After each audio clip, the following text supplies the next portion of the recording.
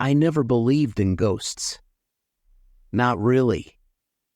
To me, all those ghost stories and supernatural tales were just figments of overactive imaginations, scary bedtime stories meant to keep children awake at night. I considered myself rational, practical, and always had a solid explanation for the strange things people claimed to experience.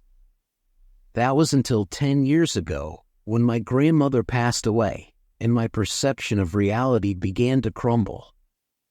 My grandmother, Alice, was a kind, gentle woman, always full of warmth and laughter. She was the heart of our family, a comforting presence for everyone who knew her. Her death was sudden and unexpected. One moment she was sitting in her favorite armchair, knitting a scarf, and the next, she was gone, taken by a heart attack that left us all reeling.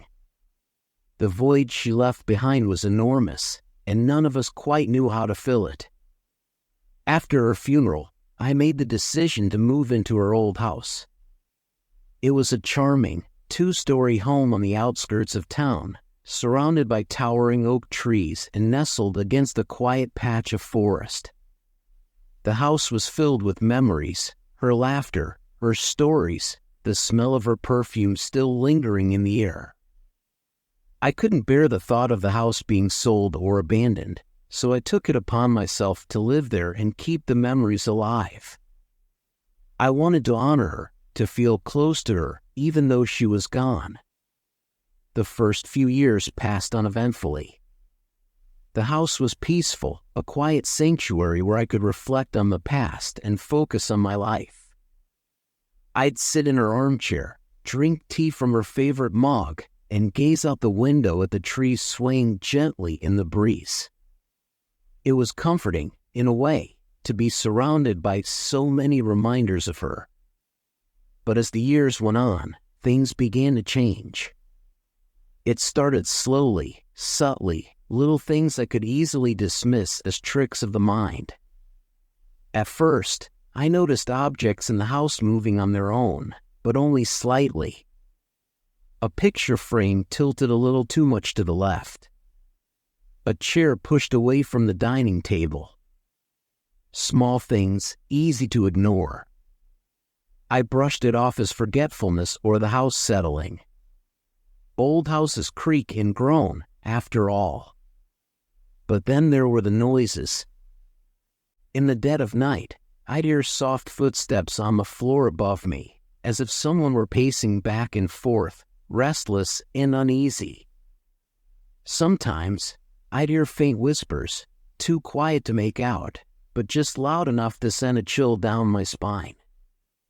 I told myself it was just the wind, the house adjusting to the weather. I told myself that over and over again until I believed it. But one night, I couldn't explain it away any longer. It was late, probably past midnight, and I was getting ready for bed. The house was quiet, the kind of deep silence that makes the darkness feel heavier. As I climbed under the covers and settled in, I heard it, a soft, almost hesitant knock on my bedroom door.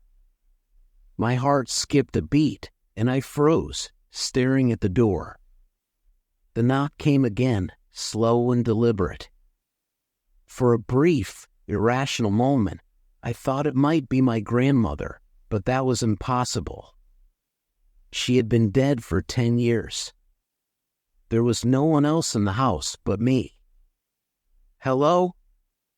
I called out, my voice trembling slightly. No response. Just the soft knock again, as if someone, or something, was waiting for me to open the door. Every instinct in my body screamed at me to stay where I was, to ignore the sound and hide under the blankets like a child. But something else, curiosity, maybe, compelled me to move. I got out of bed, my feet cold against the wooden floor, and slowly approached the door. My hand hovered over the doorknob, my breath catching in my throat. With a deep breath, I twisted the knob and pulled the door open. The hallway was empty, bathed in the pale, eerie glow of moonlight streaming through the window at the end. There was no one there. No one waiting, no one knocking. Just the empty house, silent and still. I shut the door quickly, my heart racing, and crawled back into bed, pulling the covers up to my chin. My mind was spinning, trying to rationalize what had just happened. Maybe it was a draft. Maybe the old house had creaked in just the right way to sound like knocking. I clung to those explanations, desperate to make sense of it. But the knocking didn't stop. Every night, like clockwork, it would start. Sometimes it was just a single knock, soft and unassuming. Other times it would be more insistent, as if whatever was on the other side of that door was growing impatient. And each night, the dread inside me grew. The air in the house felt thicker, heavier, as though it was pressing down on me, suffocating me with its weight. I tried everything to block it out, sleeping with music on, leaving the lights on, but nothing helped. The knocking persisted, growing louder and more demanding with each passing night. I started to dread going to bed. I knew the knocking was coming, and there was nothing I could do to stop it. It felt like someone was trying to reach me, to get inside. But I knew, deep down, that whatever was behind that door wasn't my grandmother. It was something else, something darker, something malevolent. I confided in my friends, desperate for some kind of explanation, but they didn't believe me. They thought I was just struggling with grief, that maybe the stress of living in my grandmother's house was finally catching up to me. They suggested therapy, saying that unresolved emotions could play tricks on the mind. But I knew better. This wasn't grief. This was something sinister. One night, after weeks of sleeplessness and growing fear, I heard something new. As I lay in bed, my body tense with anticipation, the knocking started as usual. But this time, it was accompanied by a voice, a soft, familiar whisper that sent a cold shiver down my spine. "Let me in, child," the voice said. It was my grandmother's voice. My blood ran cold as I lay frozen in bed, too terrified to move. The voice was filled with longing, with desperation, as if she was begging to be let in. But there was something else in it too, something darker, something that didn't belong. "I miss you so much," the voice whispered again, closer now, almost as if it were right next to me. Panic surged through me, and I mustered every ounce of courage I had. "Go away!" I shouted, my voice trembling. "You're not welcome here." The knocking stopped immediately, and the house fell silent. I lay there, my body shaking, my heart racing. For a moment, I thought it was over, that I had somehow scared it away. But then I heard it. Footsteps. Slow, deliberate footsteps approaching my bedroom door. The door creaked open, and a cold draft swept through the room. I squeezed my eyes shut, terrified of what I might see. But curiosity got the better of me, and I slowly opened my eyes. There, standing in the doorway, was my grandmother.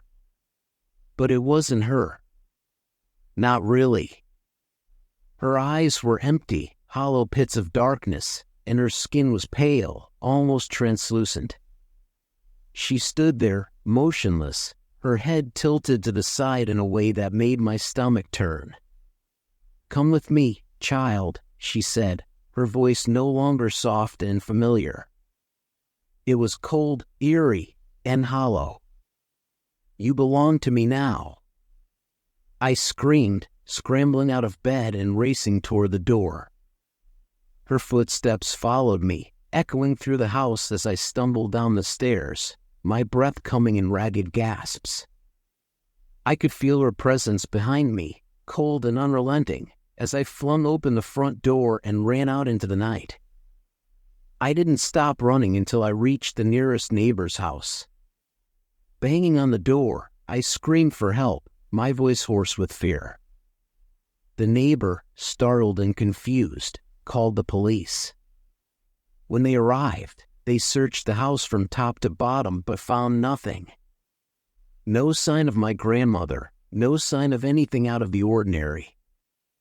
They told me it was all in my head, that the mind can play tricks when it's under stress. But I knew better. I knew that my grandmother was still in that house, trapped in some kind of limbo, unable to move on. And I was determined to help her, no matter what it took. I reached out to a team of paranormal investigators, hoping they could uncover the truth behind the haunting. They brought in all kinds of equipment, EVP devices, cameras, thermal sensors, and even a psychic medium. We conducted seances, trying to make contact with my grandmother's spirit, and the things we uncovered were more terrifying than I could have ever imagined. The medium told me that my grandmother's soul was trapped, bound to the house by something dark and malevolent. She had been trying to reach out to me, to ask for help, but something else was using her voice, twisting her spirit for its own purposes. The entity, whatever it was, had latched onto the grief and sorrow lingering in the house, feeding off it, growing stronger with each passing year. It had used my grandmother's image to lure me in, to make me vulnerable, and it would stop at nothing to claim me as its own. With the medium's guidance, we performed a ritual to break the entity's hold on my grandmother and release her spirit.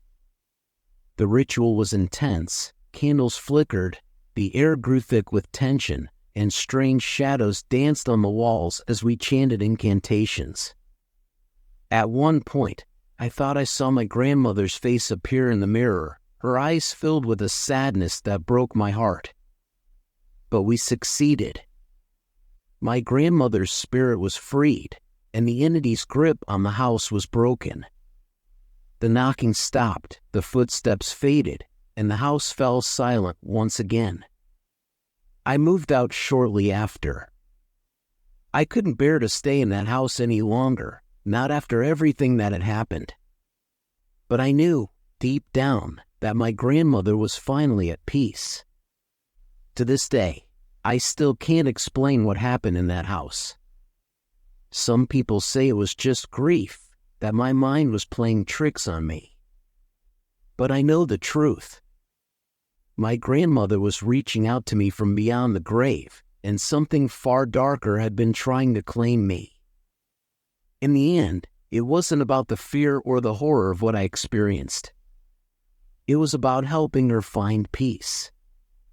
And for me, that's all that truly matters.